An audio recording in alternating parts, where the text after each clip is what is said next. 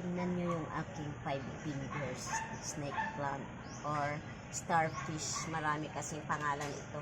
Ganito na po siya ka laki. So ngayon, pag nilagay ko siya na hindi ko kakalangan na ganyan, natutumba siya.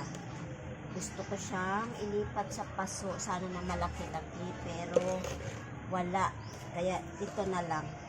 Tapos aayusin ko na lang. Itayo ko lang siya ng ganyan. Medyo mahirap kasi wala tayong pasong malaki. Ita-transfer ko siya sa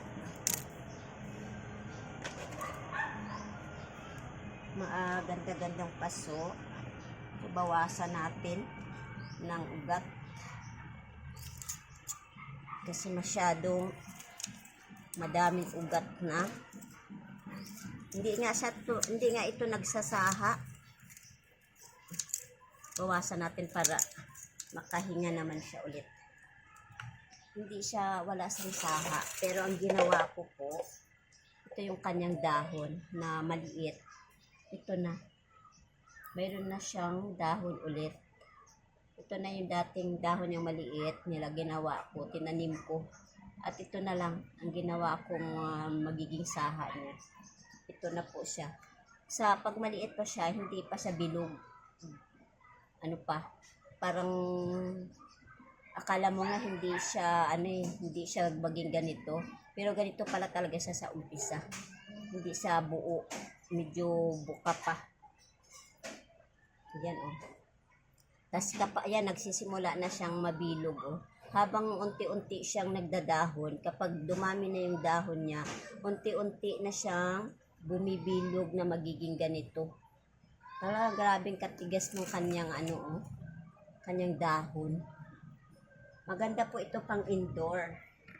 Kaya dinamihan ko po yung kanyang mga dahon na inalis. At yun na lang ginawa kong saha.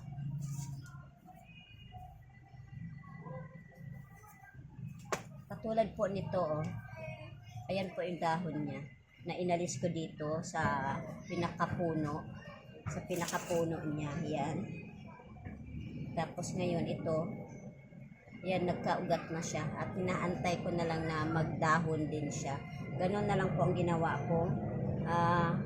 Saha, magiging saha niya. Kasi kung aasahan ko dito sa puno niya, hindi siya nagsaha, hindi siya nagnanganak, kaya ganito na lang paraan ang ginawa ko.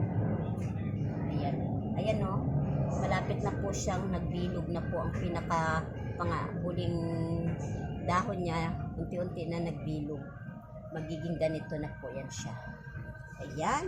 Gusto ko sanang malaking paso kasi parang matutumba pa din siya o.